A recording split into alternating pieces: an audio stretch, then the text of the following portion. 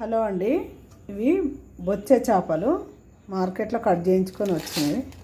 కొద్దిగా దొడ్డు వేసేసి మంచిగా కలిపి నీసు వాసన పోతుంది. మంచిగా కొద్దిగా ఒక నిమ్మకాయ వేసి ఉప్పేసి కడిగితే స్మెల్ అంతా పోతుంది. శుభ్రంగా ఒక 2 సార్లు మంచిగా కడిగేసుకొని మంచిగా కడిగితే ఈ స్మెల్ అనేది అంతా పోతుంది. ఫ్రెష్ ఉన్నాయండి చేపలు అయితే. ఇవి మీడియం సైజ్ చేపలు. ఇవి 2 చేపలు, బాగా పెద్దవి కాదు కాబట్టి ఇది పులుసుకే పెడతా. ఇప్పుడు మసాలా రెడీ చేసుకుందాం. కొద్దిగా ఆయిల్ పోసి 4 లవంగాలు, కొన్ని మెంతులు, జీలకర్ర, ఇది ఒక పెద్ద ఉల్లిగడ్డ ఇప్పుడు ఇందులో వేసి బ్రౌన్ కలర్ వచ్చే వరకు ఇది వేయించుకోవాలి. ఇందులోనే ఇవి వేసేస్తున్నా.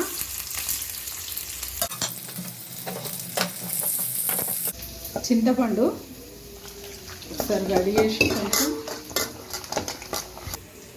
ఒక 50 గ్రామ్స్కి ఎక్కువ, 100 గ్రామ్స్కి తక్కువ చింతపండు మంచిగా గోలినవి. చాలు. చేపల పులుసుకు ఆయిల్,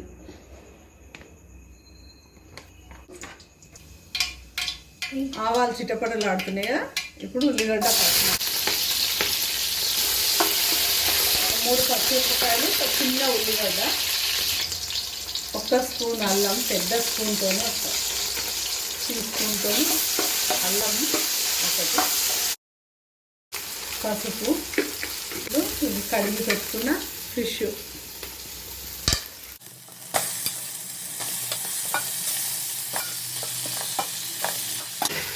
సరే కలిపి పెట్టుకోండి. ఎందుకంటే వేసినప్పుడు ఒకసారి కలిపితే ఏం కాదు, తర్వాత గంటకు కలుపుతాం.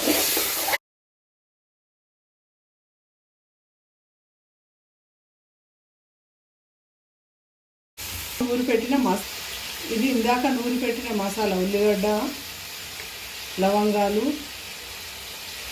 వేసి నూరి పెట్టి జీలకర్ర, మెంతులు వేసింది. ఇప్పుడు అందులోనే ఉప్పు, కారం వేసి, చింతపండు వేసి,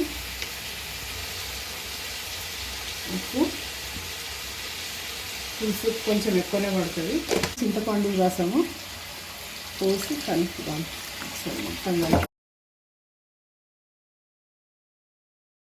మొత్తం కలిపేసి చేపలల్లో పోసేస్తాం.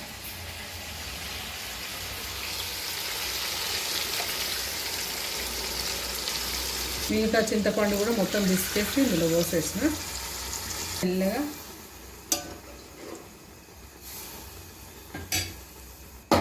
సరే మొత్తం కలిపేసుకొని దొడ్డుప్పుతోనే దిష్టి తీసేస్తాను నేను ఎప్పుడైనా చేపలు తీసుకొచ్చినప్పుడు. ఇప్పుడు సరే మంచిగా పులుసు వేడెక్కి మసిలినాక చిన్న మంట మీద పెట్టేసుకోవాలి. ఇప్పుడు మూత పెట్టేసుకోవాలి.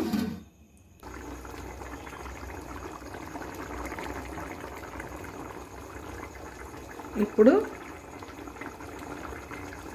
కొద్దిగా చిన్న మంట పెట్టేసి ఒక 5 మినిట్స్ ఉంచేస్తే ఆయిల్ మొత్తం పైకి వచ్చేస్తుంది. చేపల పులుసు అయిపోయిందా చూద్దాం. వావ్, అయిపోయిందండి చేపల పులుసు. ఎంత బాగా వచ్చిందో, ఆయిల్ మొత్తం పైకి వచ్చేసింది. చేప పీసెస్ చూడండి,